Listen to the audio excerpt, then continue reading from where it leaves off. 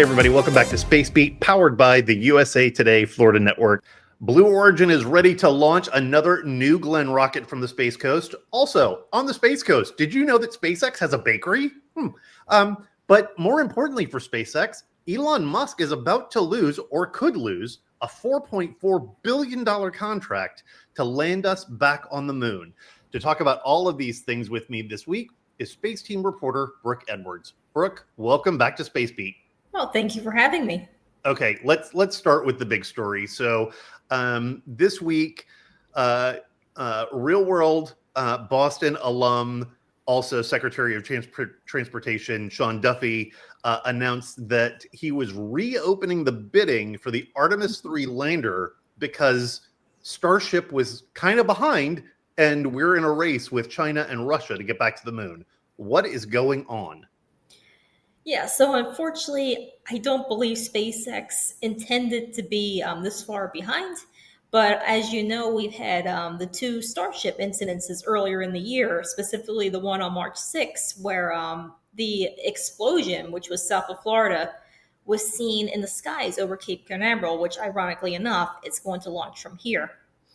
And now, as far as we know, Sean Duffy is opening up the contract bidding. He specifically mentioned Blue Origin, who already has their Mark I lunar lander, which is they're competing with SpaceX, but they were not specifically contracted for Artemis III, but further Artemis missions. So they're back on the table, which could potentially get Artemis III. And also they're opening up to other commercial companies such as Lockheed Martin, which surprisingly, they've been working on some lunar lander technologies, they tell us. Interesting. So it's funny. I was talking to a friend of mine last night and went, wait, Bezos's company is working on a lunar lander? I thought they just flew celebrities to space. No, they have their New Glenn rocket. They actually have launched once from the Space Coast here, and not to be confused with the New Shepard, which launches out of Texas, launches as tourists. They're launching their multi-stage New Glenn, which is named after John Glenn, the first American in orbit, and it's going to deliver payload and probably eventually even crew capsules for all we know. But next is going to be delivering NASA's Escapade to Mars, and that's going to be coming up here in a few weeks. Well, so they okay, are doing a lot. But they're also taking the Viper? The Viper mission to the moon, and that's going to be on their Mark I lunar lander. Okay, so the Mark I think because Rick Neal and I talked about this a few weeks ago, the Mark I is their cargo carrier to land on the moon, and the Mark II would be their crewed lander? Yes, it's going to be a variant of it, but they're both going to launch on their New Glenn rocket out of Cape Canaveral, Florida. Before we talk about New Glenn, let's talk about the implications for SpaceX. Okay, so this is a $4.4 billion contract, right? Oh yes, and they got the contract specifically for Artemis III to be the first one to land astronauts back on the moon since 1972. Okay, so hang on a second. 4.4 for a lander for Artemis III. When you add that to 4.6 billion for the SLS launch, which is what I believe your predecessor Jamie Grow quoted as what it costs to launch one SLS rocket on an Artemis mission, you're talking about $9 billion for one mission. $9 billion. B with a B, billion with a B. $9 billion for one launch. The space shuttle costs $75 million to launch. Actually, $150 million to launch and $75 million to land. But the differentiation between that is that SLS basically is going to be a launch in itself. It's going to launch the SLS rocket, Orion crew capsule on the top. The Orion crew capsule is going to fly to the moon. It's going to fly around the moon. And what Starship is going to do is Starship is going to launch. And they're talking about refueling in orbit, making the launch to meet up with the Orion crew capsule around the moon. The Orion crew capsule will dock with the Starship, and two astronauts will transfer to the Starship lander, that is, and the Starship lander will make its descent to the moon, and we will have our lunar landing. That is the plan as of now. Except now that the bidding is reopened, we're talking about the Orion capsule will dock with the Mark II, or the Orion capsule will dock with the Lockheed Martin technology, or still Starship. Okay, so Brooke, you've toured Blue Origin's facilities out there, Mhm. and we're going to talk about some of the facilities that you know about of SpaceX is out there. What is the potential impact for the Space Coast with this? The potential impact for the Space Coast, it could even be, I would say, more jobs would be my guess. If Blue Origin were to get the contract, this would accelerate things, and they would have to get moving in order to meet this planned date of 2027. Well, I mean, they've so all right. So they've already got 4,000 employees out at the Space Center. We had, I mean, I had no idea they were that big. They are, But yes. the Blue Origin rocket park is rapidly expanding. They have built the new facility to build the Mark II or start building the Mark IIs. So it really kind of feels like Bezos positioned himself in just the right time for Sean Duffy to go, hold on just a second. Um, we need to get there faster. Like China's beating us. We need to get there faster. So it really just, it feels like Bezos has positioned himself and Blue Origin to really kind of jump in and go, hey, we don't just fly Katy Perry into space. Like we do other stuff. I like that you mentioned that because ironically, Blue Origin just, I believe it was just about a month ago, they opened up their lunar plant on Merritt Island right next to their big facility across from Kennedy Space Center Visitor Complex. And you can see it driving by, and they have it on the side, Blue Origin lunar plant. Yeah. Yeah.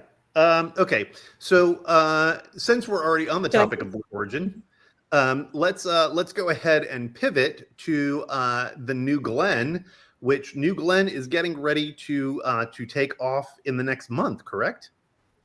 correct. As soon as November 8th or 9th, as far as we know. Okay. So what's going to be on that rocket? So, launching this rocket, which was supposed to be on the original launch, which NASA, for reasons we do not know, pulled, it's going to be NASA's ESCAPE mission, which stands for Escape, Plasma, Acceleration, and Dynamic Explorer. Basically, it's two twin satellites which are going to launch to Mars. They're going to orbit Mars to study its magnetic field, which is very important because that's how the planet's atmosphere interacts with solar radiation and space weather. And that is important to know because it can protect future robotic explorers and also human explorers when we get to that point. Right. Because as we've talked about before, space is a very dangerous place because of the high levels of radiation that are out there, even though you can't see it. We're blessed, and the only reason we're actually here is because the Earth protects us and shields us from all of that radiation that comes off the sun and the cosmic radiation.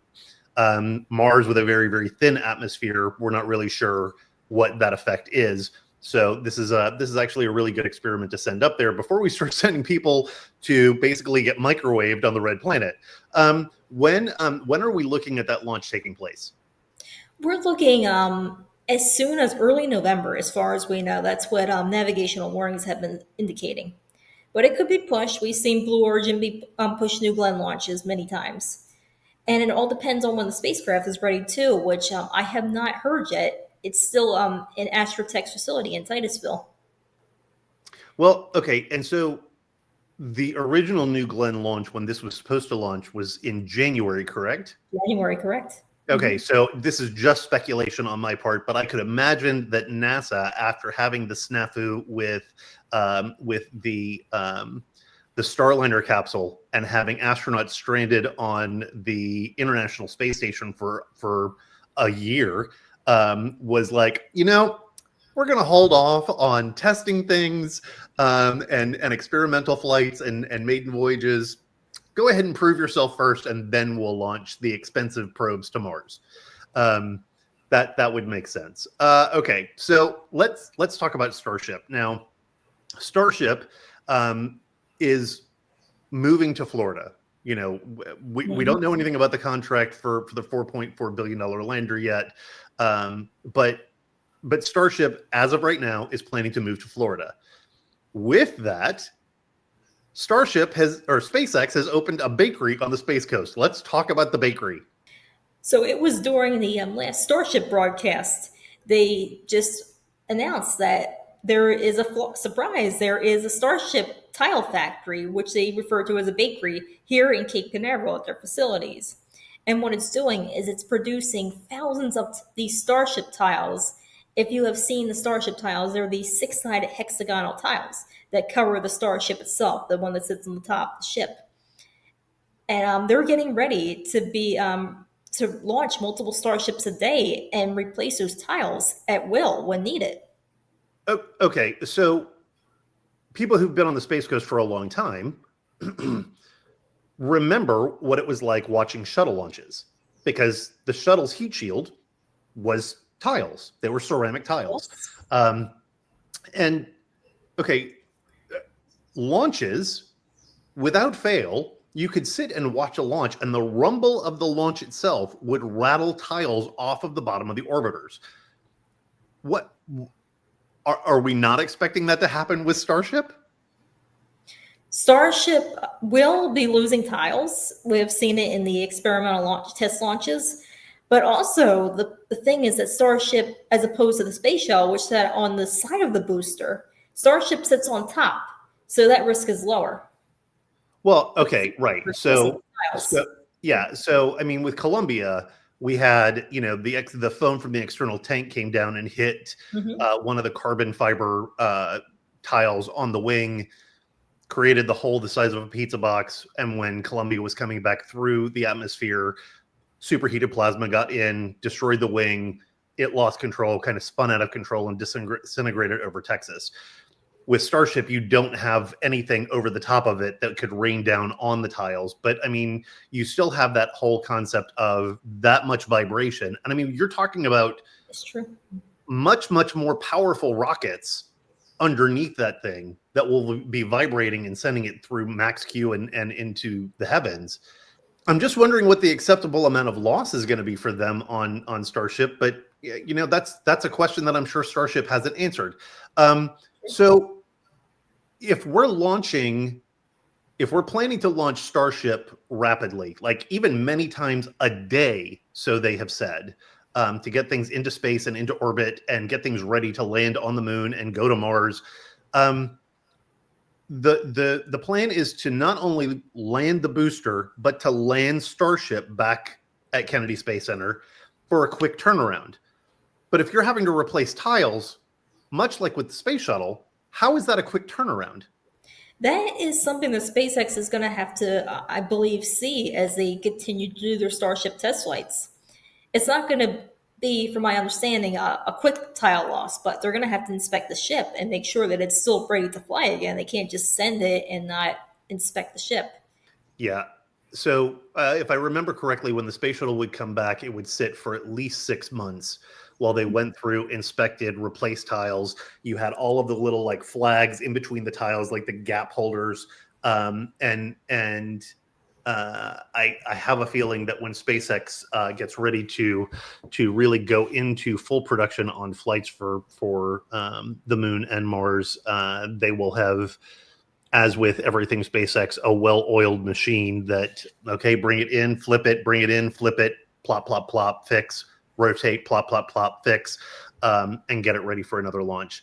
I see what they do with their Falcon 9. They'll pretty much, they bring it in, look it over, and we see rapid turnarounds with Falcon 9. They might replace, I don't know if they technically replace things, but maybe fix it up here and there and say, it's good to go again. But that's just the booster.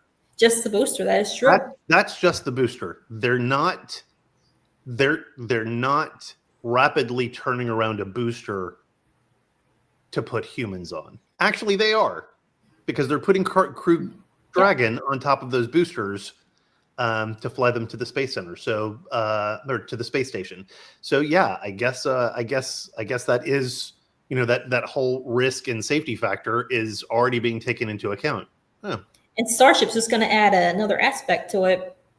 And I believe with the tiles that they're cranking out so many a day, they just want to be ready to go and get they want to have a stockpile, inspect it, pushed out, and say, okay, we are ready to fly again. They want to have a stockpile so that they can just plop them right in and have them all right there, as opposed to, and also, I mean, not to knock government or NASA, but when you're going through and you're replacing things on the shuttle, you have to provision this piece and this piece and this piece, and it has to go through the booking, the red tape and the invoicing and all of that other stuff. Whereas with Starship, it's like, okay, all of these are the same size and shape, plop them all in, we're done, let's go. And put them in, keep count, and we'll invoice later. So I can see where that would save time as well. Less bureaucracy in a private space company would make things move faster. So, which was the whole reason why we wanted to go to privatized space launches. So that makes a lot of sense. Brooke, anything else we need to talk about? That is all I can think of for now. We'll just have to see what happens in the coming week. There will surely be more Starlinks, plenty of launches to watch. So keep an eye on our launch blog. Brooke, thanks for joining me today. Thanks for everything you do to keep us posted on all things space, along with your colleagues Rick Neal and Eric Legata. That's going to do it for this week on Space Beat. Be sure to click the subscribe button so that you never miss one of our space videos. We'll see you next week.